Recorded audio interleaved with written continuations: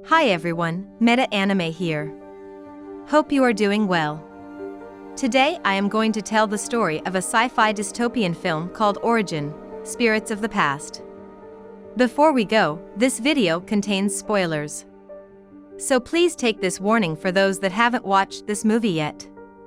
Without further ado, here's the recap of Origin, Spirits of the Past. In the beginning, we see beasts that look like plants emerging from the moon and making their way to Earth, bringing huge destruction to both Earth and the moon. Centuries later, we are introduced to the current dystopian Earth left after the catastrophic event. The Earth is covered by the forest, a huge expanse of sentient trees that is ruled by tree-like druids and controls the water supply for both trees and humans. Two boys, Agito and Cain, were racing with each other to race to a forbidden source of water. They live in Neutral City, a city that acts as a buffer and bridge between the forest and the militaristic nation of Laguna.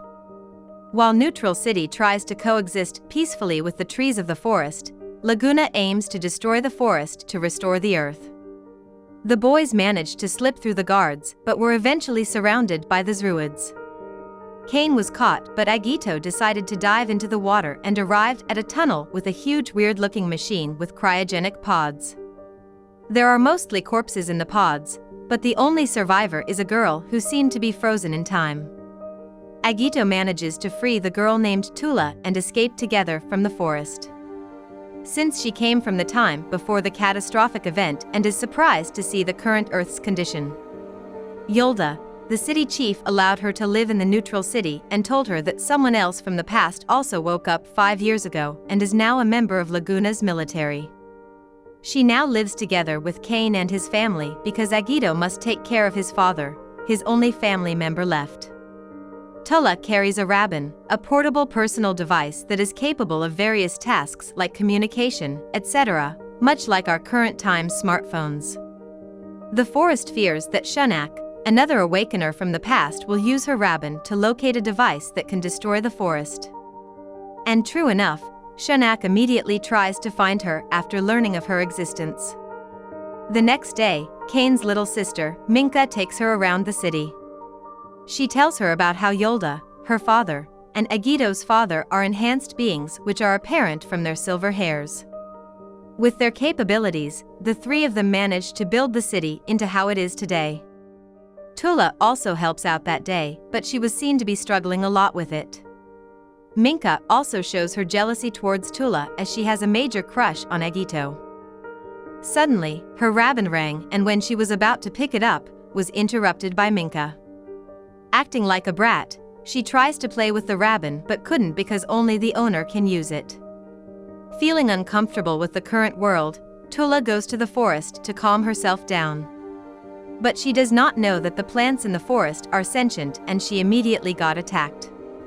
Luckily, Agito is there to save her. He then took her to see his father. His father is now almost completely turned into a plant, which is the consequence of being enhanced.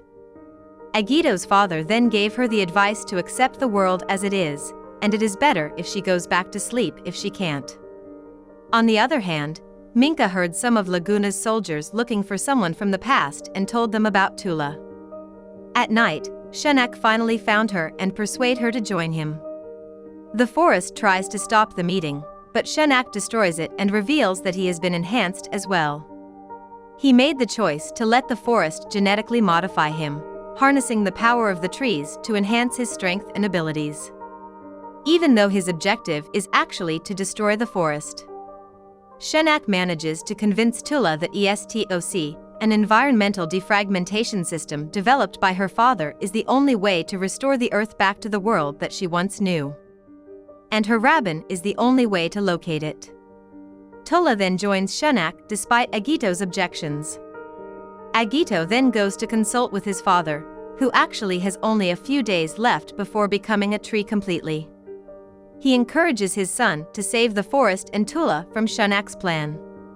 With firm determination, Agito journeys to the forest to get himself enhanced, and as a result, his hair turns into silver. He then goes straight to Laguna's camp but was immediately captured.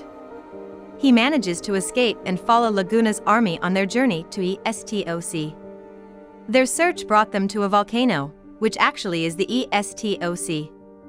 The volcano has been converted into a mechanized, mobile weapon by Toola's father, Dr. Sacl, who also began the genetic research on the trees.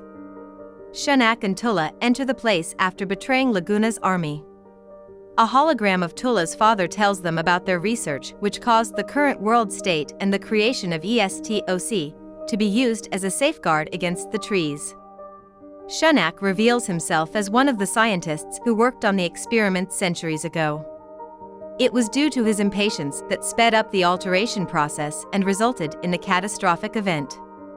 Due to being plagued by guilt, he intends to use the E.S.T.O.C.